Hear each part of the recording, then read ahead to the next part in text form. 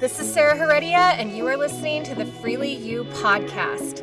Our time together is meant to inspire you to think bigger and empower you to live your life in a way that makes you proud to be you. I believe that the only box you should fit in is the one that you build for yourself, and I'm here to help you lay the foundation. My journey has taught me that we all deserve to create our own definition of success while meeting ourselves with love and a playful curiosity. My goal is to provide practical tools and fresh perspectives so you can rewrite your story, start living your life on purpose, and ultimately become more freely you. Hello and welcome. Thanks for tuning in today. This is going to be a short, sweet, and to the point episode today that hopefully you will find beneficial. So I do need to start all of this off by saying that I am not a doctor. I am not providing any sort of medical advice here. Really, this episode is meant to just share what I have found to be the most beneficial and natural remedies for depression. So I recently did an episode on depression and shared more about my story there. So you can check that one out. It's just a couple episodes back. And I recently got off of my antidepressants, which is something that I have done before. I know that this is not meant for everybody. So regardless if you are dealing with depression on your own without antidepressants, or if you are taking a medication, I would say whatever works for you is always going to be the best answer. Personally, I have found that there are natural remedies that I have used that have helped significantly. And this includes being on and off medication. But for me right now, at a time that I have weaned myself off of antidepressants and I can feel, that's the biggest thing for me, is that I can really get a better gauge when I'm not on antidepressants. I'm like, okay, where am I at mentally right now?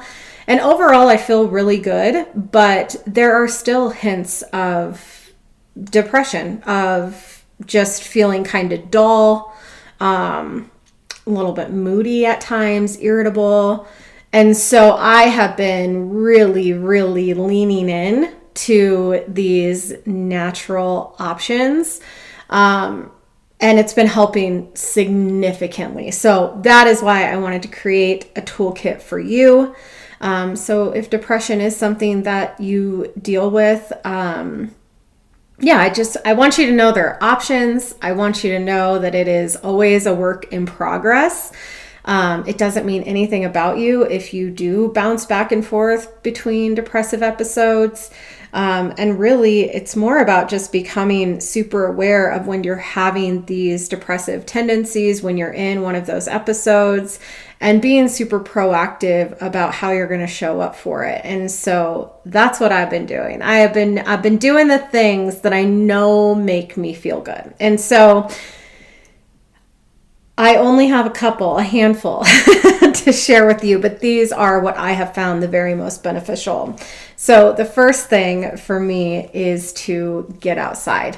There is just so many benefits to fresh air, vitamin D, getting out of your head and getting into nature. If you are able to, get away from civilization or take a few moments in a place that is just really serene for you, this is my go-to. It helps nearly immediately every single time. And so I've been making this a big priority. Last week, I made a commitment to myself to get outside every single day of the week, which I did manage to accomplish, and it was huge. I felt great last week. And so really just taking time off your phone, away from technology, and just getting out with nature. I know I've shared a lot here. Nature is really my go-to for healing in general. It's where I feel the most connected to something bigger than myself. It's where I feel the most abundant and open-minded. So whether that's getting by a body of water, going for a hike, getting my heart rate up, or just simply like taking a leisurely stroll or like sitting on your patio. Honestly, it doesn't have to be anything crazy, but truly just get outside if you can get some sunshine and you can get some fresh air. It is such a natural mood booster. It's huge. So that is my first recommendation is get outside. My second recommendation is cold showers. If you've been following me on social media, you know I'm preaching this one all the time because the benefits to taking cold showers are endless. I know that a lot of people panic when they hear that because, let's be honest, nobody actually wants to take a freezing cold shower, even me. But I do my cold showers at the end of my shower. So you're getting in, you're warming up to the idea of it. And then at the end of the shower, I turn it to freezing cold and just stay in there as long. I shoot for at least 90 seconds. You can start seeing benefits of a cold shower after 30 seconds, but it is proven to help boost your mood, amongst so many other things, reducing inflammation, increasing your immune system, helping with circulation, helping you sleep better, increasing metabolism. Like literally, I could go on and on. Health for your hair and your nails, your skin. The benefits are endless, and it takes so little of your time. If you are somebody that navigates depression, this is the quickest, easiest, most efficient way to boost your mood. It also just helps you get more in touch with your body and regulating your nervous system when you are freezing cold and you force yourself to breathe through it. So that's really the key. When it feels miserable, when you're like, why on earth would anybody do this for fun? Really try to just breathe through it. Deep breaths in, exhale. And in those moments, you are training your nervous system to be able to regulate itself in heightened stress, in when you are feeling off. And so, it's huge for the mood. This is another one that it's like immediate for me. Like if I'm feeling off, there's some days that like you're feeling off and maybe you need to like sit down and cry in the shower, and that's hot water happening, okay? But there's other days that it's like I just don't want to feel like this anymore. Or I'm in a funk right now and this is not who I want to be today. And for me, it's the fastest way to shift that mindset. It's just quick, it's effective, and you're going to feel so much better immediately. So do the hard thing. Just turn the water to cold and just stay in there as long as you can. And trust me when I tell you that this gets easier and you will begin to enjoy it. Because like I said, there's times that I'm off and I don't want to it's like a quick little kick in the ass. It's like, it really is. It's like this hit of like, okay, wake up here. You don't have to feel like this. You don't have to show up to your day like this. Like sometimes you just have to remember who the fuck you are and what you came here to do. And for me, the cold shower is that immediate, like, no, we're not doing this today. Like we're shifting this right here, right now. And it works nearly every single time. Okay, the third thing that I do when I am navigating an episode of depression is meditation. And I know that you all have heard me talk about that multiple times here, but really so important and so big. Honestly, just breathing. If meditation feels really hard for you, I would also encourage you to maybe YouTube some breath work, because it can be faster and just as effective. But really the point is, and with meditation or breath work, it is to just connect to your body, to get out of your mind. When I meditate, when I am not feeling great mentally, a lot of times I am breathing just healing and happy thoughts into my mind. allowing, like creating happiness in my body. We are so very capable of that. It is so powerful, but a lot of us, because we haven't experienced that, that seems like incredibly far away for us. You guys, I'm going to tell you what, I have been working with a client for 4 weeks. She had never meditated before our time together. She's been doing 5-minute meditations, not even every day, when she finds the time and space and energy for it. And she is feeling a million times better mentally. And her ability to actually meditate has just taken off. Like, she started, 5 minutes felt so long. She wasn't able to focus. She wasn't feeling connected to the words of the guided meditation. She wasn't feeling connected to her body. And within 4 weeks, all of that has shifted. We did a guided meditation. I led her on a guided meditation the other day that was probably 10 to 12 minutes, and she crushed it. Focused the entire time. So meditation is hard at the beginning, but it gets easier way faster than you think it's going to. And we can train our mind to slow down, and we are in control of our thoughts, and we are in control of the way we want to feel. And I say that as words of encouragement and empowerment to make you really feel like you can take ownership of your mood. You can take ownership of your depression, and you can choose to stop it. Now, is it permanent fixes? No. But if you show up like this for yourself, even for a week at a time, you're going to start to feel way better mentally. I promise. And if you're like, if that seems far away, baby steps here. Like, just try it. And so if meditation feels overwhelming, find some breath work. But the point is to get out of your mind, to get into your body, and to recognize that you do have so much power over your mood.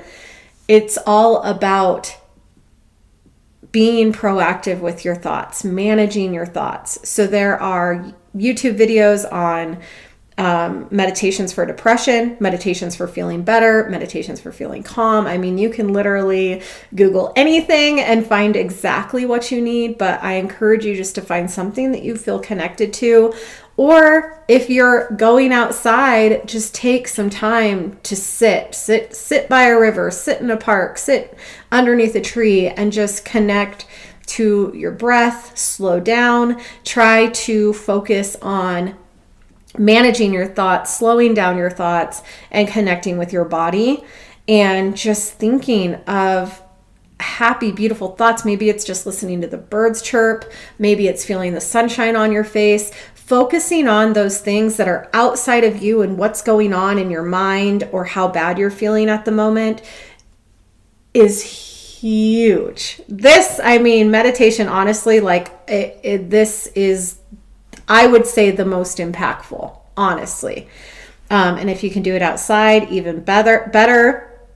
The cold showers, you're also practicing breathing. So hopefully you can hear all of this and recognize that it's all connected. But it is just like getting out of your head and getting into your body and taking some deep breaths. So that one is huge.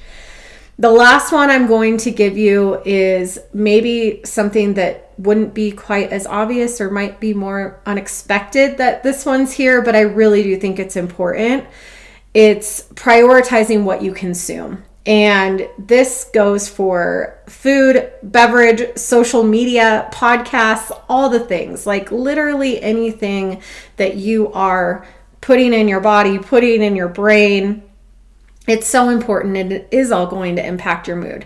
If you are somebody that deals with depression, take a look at what it is that you're consuming. I know for me, at the height of my depression, I was commuting to work 30 minutes each way, and I would listen to true crime, murder podcasts both ways. Does that seem like a good decision for somebody that is already thinking dark, depressing thoughts? No, it's not. So be really careful what it is that you're consuming. Consume things that lift you up. Like, if you're tuning into this podcast, you're already winning on that. You're already winning. But so important to also look at how much you're consuming, how often, because a lot of times when we are not feeling at our best mentally, what we naturally want to do is zone out. or numb out. We don't want to feel these feelings. We don't want to be stuck in our head. We don't want to be having these just kind of blah moments. So a lot of times what we do is we distract ourselves from that. And that happens by staring at our phone. That can happen by even like consuming ourselves with work. Maybe we're having our wine every night so that we can just actually relax and get out of our head. So many ways that we consume to mask what it is that we are actually feeling mentally and emotionally. So look at your diet, look at, consumption. I've shared recently, I haven't been drinking, for an extended period of time now. I think we're getting close to 4 months, but really so much of that is that I knew that I wanted to get off of my antidepressants. And for me, alcohol is a huge depressant. It is it messes with my brain. And that's because if you look it up scientifically, that's exactly what it does. It increases your levels of cortisol. It is actually classified as a depressant. So think about that. What are you putting into your body? If you're putting into your body a bunch of processed food, booze, whatever else, those things are going to impact your mood. And then what you're consuming, consuming less is always going to be better. Really taking time to give yourself space to heal mentally and emotionally rather than just zoning out. And if you are consuming things, make sure they're things that lift you up, not things that bring you down. And I would also say this translates to who you're hanging out with as well. If there are people in your life that bring you down, that are not a mood booster for you, if there are places that are not inspiring to you, avoid those things and really prioritize your mental health in these moments. Be around people that lift you up. Spend your time in places that make you feel good, that inspire you, whether that is more time outside, time going to the gym. Maybe you love going to the library. Maybe you just vibe at coffee shops. Whatever it is that makes you feel good, places, people, things, consume more of that. Take in more of that because it really does make an impact on your mood. These are my top tips. These are the things that I'm currently focusing on: my consumption, my meditation, my cold showers, and getting outside as often as possible. These are simple things that you can do every day that do not take that much time. Really, it's more your attention that it requires, but is going to enhance your mood. Because when we're feeling depressed, and this is what I said on that episode, it's like we have to fight for our happiness. We have to choose to show up and to want to create happiness in our lives every single day. So if you're listening to this and you already know that there's other things that you've done, other natural ways that you have, tools that you have of your own that make you feel really good, lean into those. These are not the end all be all, but these are just what helps me the most. And anything that that's going to bring more joy into your life, simply do more of that. Like simply make it your focus. And that is at the end of the day what it has to be. We have to be committed to our happiness, and we have to be committed to showing up for it. And the days that it feels impossible, the days that it feels really hard and like the last thing we want to do and that all we want to do is like sit around and be depressed, those are the days that you really have to push yourself. And baby steps. It's not, you don't have to go on a 5-mile trail run, but can you go for a walk around your block? Can you go sit on your patio and close your eyes, take some deep breaths, and see if you can hear the birds chirp? See if you can feel the sunshine on your face. Like baby steps here. You do not need earth-shattering progress. You just need to be showing up consistently for yourself in this way. And I promise you it will pay off. I am truly right at this moment living, breathing proof that this does work. And if it doesn't feel like it's working immediately, just keep trying, keep really focusing on this. You do have to give it your effort, and you do have to fight for your happiness. Now, if you'll excuse me, I actually am going to go get outside. It is a beautiful day here, and I am going to feel the sunshine on my face. I am going to take some deep breaths, and I am going to create some gratitude for myself for all the beautiful things that I do have to be happy about in my life. And I know that you have so many of those things too. So truly, truly, truly focus on that. Be careful where you are letting your energy go, and keep on showing up for you. To those of you that tune in every single week, thank you. I hope you already know just how much I love you. If you are just finding me or just stepping into my work, welcome. I am so happy that you are here. You can find more of me and my work on Instagram at Freely Sarah Heredia. I also am hosting a women's self-discovery retreat May 20th through 22nd at the most fabulous location here in the Rocky Mountains of Colorado, and I still have space for you to join me there. If you are looking for more consistent support and community, I want to tell you about my women's group, The Nest. We offer a monthly membership where you have access to the entire community of amazing women who are doing big things and crushing life, plus all the calls that we have throughout the month. Or you can drop into any single call that we have that interests you. So you can find more on all of this and all of my work through the link in the show notes. But no matter how long you have been with me, thank you for being here. And truly, I would love to see more of you.